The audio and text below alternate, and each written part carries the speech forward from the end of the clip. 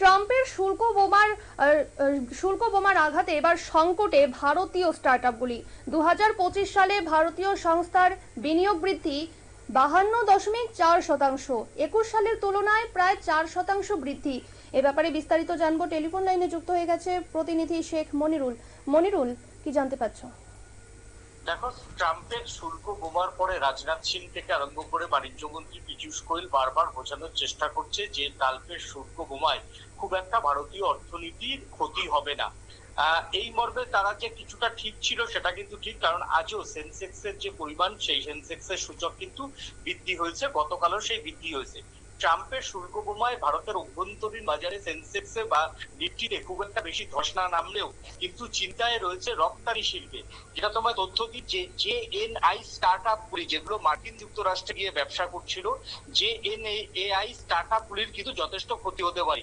2025 সালে 52.4%, যেটা সর্বকালীন রেকর্ড, ভারতীয় স্টার্ট আপ গুলি কিন্তু বিনিয়োগ করেছে। 21-এর তুলনায় যেটা 4% বৃদ্ধি হয়েছে, সেই যে বৃদ্ধির পরিমাণ, সেই পরিমাণ কিন্তু এবার থমকে যাবে বলেই মনে করছেন অর্থনীতিবিদরা।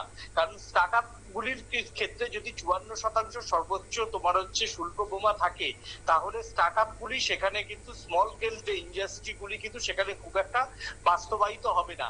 সেই প্রকল্পগুলি যদি তোমার হচ্ছে মার্কিন যুক্তরাষ্ট্র থেকে একে তুলে আনতে হয়, তাহলে স্টার্ট আপের যে বাণিজ্য, সেই বাণিজ্য বিশ্ব বাণিজ্যে কিন্তু বা ল্যাটিন আমেরিকান দেশগুলিতে বাণিজ্যে কিন্তু অনেকটাই ঘাটতি খাবে, এবং বাণিজ্যে ঘাটতি হলে কিন্তু ভারতের যে রাজকোষের যে ডলার, সেই ডলারে কিন্তু ঘাটতি হবে। আর ডলারে ঘাটতি হলেই কিন্তু টাকার যে দাম, সেই দাম কমবে, এবং টাকার দাম কমলেই কিন্তু ঘুরিয়ে সেন্সেক্সের প্রতি একটা আঘাত আসতে পারে বলে মনে করছেন একাংশ অর্থনীতিবিদরা।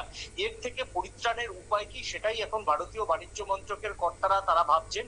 প্রয়োজনে আমেরিকা থেকে গুটিয়ে তোমার হচ্ছে ব্রাজিল সহ অন্যান্য যে ছোট ছোট তোমার দেশগুলি রয়েছে, সেইখানে যদি স্টার্ট আপ গুলো নিয়ে যাওয়া যায়, তাহলে আমেরিকার থেকে সেখানে আরো কর কম করবে।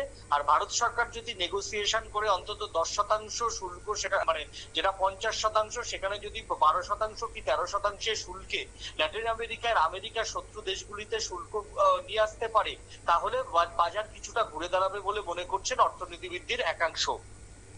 ধন্যবাদ মনিরুল। আমরা শুনে নিলাম, অর্থাৎ এবারে 2025 সালে ভারতীয়দের সংস্থার বিনিয়োগ বৃদ্ধি কিন্তু 52.4, এবং 21 সালের তুলনায় প্রায় 4% বৃদ্ধি, এবং এর ফলে কিন্তু স্টার্টআপগুলির পরিত্রাণের উপায়গুলিও কিন্তু জানা গেল। নিয়ে নিচ্ছে ছোট্ট একটি বিজ্ঞাপন বিরতি, সঙ্গে থাকুন।